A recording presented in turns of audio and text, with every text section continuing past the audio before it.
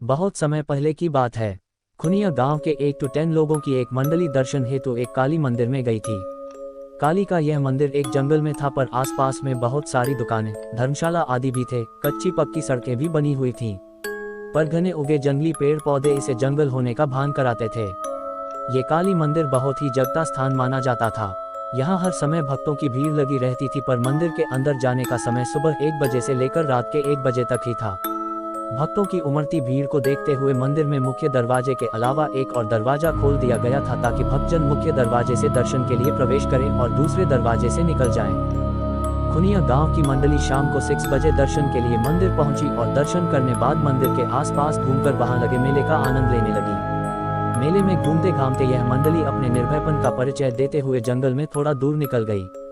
रात होने लगी थी। मंडली का कोई व्यक्ति कहता कि अब वापस चलते हैं, कल दिन में घूम लेंगे, पर कोई कहता डर रहे हो क्या, इतने लोग हैं, थोड़ा और अंदर चलते हैं, फिर वापस आ जाएंगे। ऐसा करते करते यह मंडली उस जंगल में काफी अंदर चली गई। रात के अंधेरे में अब मंडली को रास्ता भी नहीं सूझ रहा था और न ही मंदिर के आसपास जलती कोई रोशनी ही दिख रही थी। अब मंडली यह समझ नहीं पा रही थी कि किस ओर चलें। खैर, मंडली के एक व्यक्ति ने अपनी जेब से माचिस निकाली और झोले में रखे कुछ कागजों को जलाकर रोशनी कर दी। रोशनी में उस मंडली ने जो कुछ देखा वह बहुत ही भयावह था। आसपास कुछ नरकंकाल भी नजर आ रहे थे और पेड़ों पर कुछ अजीब तरह के डरावने जीव जंतु इस मंडली को घूरते नजर आ रहे थे। अब तो इस मंडली के सभी लोग पूरी तरह से चुप थे। कोई कुछ बोलने की हिम्मत नहीं कर रहा था, पर हाँ, वे लोग धीरे धीरे एक दूसरे के काफी करीब आकर चिपक गए थे। फिर किसी ने थोड़ी हिम्मत करके कागज की बूझती आग पर वहीं पड़े कुछ सूखे घास फूस को डाला और फिर आग थोड़ी तेज हो गई। मंडली ने मन ही मन निश्चित किया कि अभी कहीं भी जाना खतरे से खाली नहीं है, क्योंकि वे लोग रास्ता भी भूल गए थे और उन्हें समझ में ही नहीं आ रहा था कि किस ओर जाएं। अस्तु उन लोगों ने फुसफुसाकर यह निर्णय लिया कि आज की रात कैसे भी करके यहीं गुजारेंगे और सुबह होते ही यहाँ से निकल जाएंगे। चूंकि ये लोग गांव से थे और इन लोगों का भूत प्रेतों से कई बार पाला पड़ा था, इसलिए थोड़े डरे हुए तो थे, पर इतना भी नहीं कि ये डरकर चिल्लाने लगे या भागना शुरू कर दें। इस मंडली ने हिम्मत दिखाई और धीरे धीरे करके आग को और तेज करने लगी, क्योंकि अब इस मंडली को लगने लगा था कि जरूर यहाँ कुछ बुरी आत्माएं हैं और वे इस मंडली को अपनी चपेट में लेना चाहती हैं। पर वहाँ की आबोहवा देखकर यह गंवई मंडली पूरी तरह से डर गई थी और अंदर से पसीने पसीने भी हो गई थी, पर इस डर को चेहरे पर नहीं लाना चाहती थी, क्योंकि इनको पता था कि डरे तो मरे और डरे हुए लोगों पर यह बुरी आत्माएं और भी असर करती हैं। मंडली के कुछ लोग एक दूसरे का हाथ कसकर पकड़ लिए थे और पूरी तरह से सतर्क थे। कुछ लोगों ने हनुमान चालीसा आदि पढ़ना और हनुमान जी को गोहराना भी शुरू कर दिया था, तो कुछ लोग उस जंगल की काली माता की दुहाई दे रहे थे। अचानक एक भयानक आत्मा उनके सामने प्रकट हो गई और रौद्र रूप में अट्टहास करने लगी। उस समय का माहौल और भी भयानक हो गया। अब इस मंडली के पसीने चेहरे पर भी दिखने शुरू हो गए थे, चेहरे लाल होना शुरू हो गए थे और ये लोग और कसकर एक दूसरे के करीब आ गए थे। अभी वह रौद्र आत्मा अट्टहास करके पूरे वातावरण को और भी भयानक बनाए, तभी वहां कुछ और भयानक आत्माएं आ गईं। अब तो इस मंडली की सिट्टी पिट्टी गुम। अब इन लोगों को अपना काल अपने सामने दिख रहा था। अब वहां एक नहीं लगभग 5 to 6 आत्माएं आ गई थी और अपनी अजीब हरकतों से माहौल को पूरी तरह भयानक बनाकर रख दी थी। मंडली के एक व्यक्ति ने हिम्मत करके कहा कि अगर मरना ही है तो इनका सामना करके मरेंगे। जिसके पास भी चाकू आदि है निकाल लो, डंडे आदि उठा लो और इनका सामना करो। दरअसल उस समय लोग अपनी जेब में छोटा सा चाकू आदि भी रखते थे और कुछ लोग बराबर लाठी लिए रहते थे। इस मंडली के 2 लोगों के पास भी लाठी और 3 के पास चाकू थे। अब सब पूरी तरह से मुकाबला करने के लिए तैयार हो गए थे, पर शायद इन्हें लड़ने की नौबत नहीं आई। हुआ यूं कि जैसे ही एक भयानक आत्मा ने इन पर हमला किया, उसका सिर कटकर अलग गिर गया और वह बिना सिर के ही खूब तेज भागी तथा उसका सिर भी भाग निकला।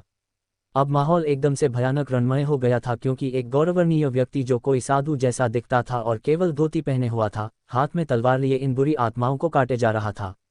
देखते ही देखते उसने सारी बुरी आत्माओं को काट कर रख दिया, पर गौर करने वाली बात यह थी कि कोई आत्मा मरी नहीं, पर सब चिल्लाते हुए, अजीब अजीब आवाज करते हुए वहां से भाग निकली।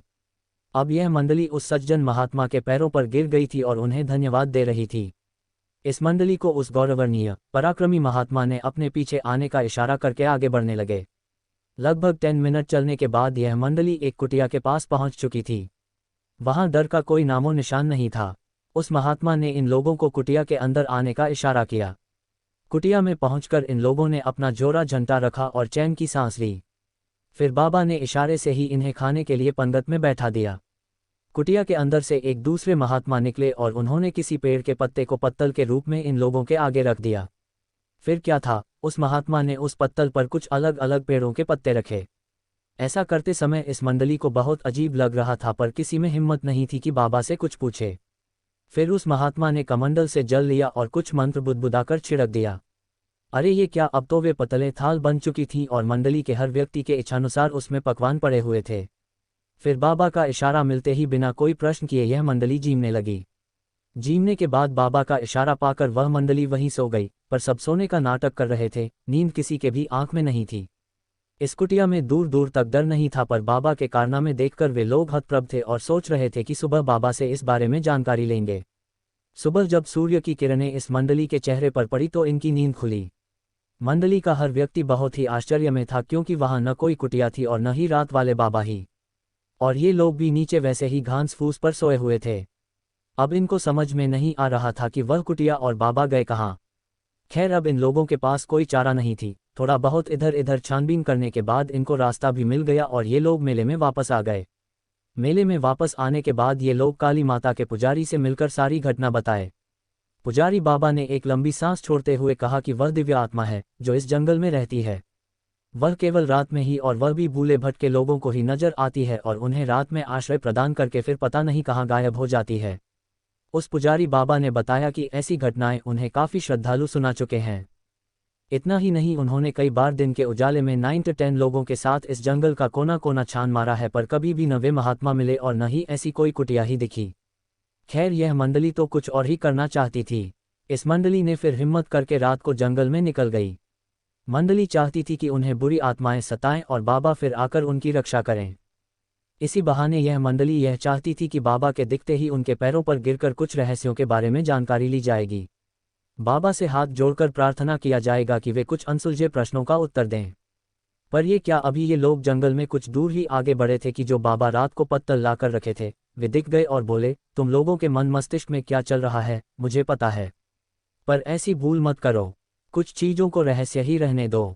और सबसे अहम बात, हम और हमारे वे गुरुजी इस जंगल में इसी माता के दर्शन के लिए आए थे, पर रात को जंगल में कुछ डाकुओं ने हमारी हत्या कर दी थी।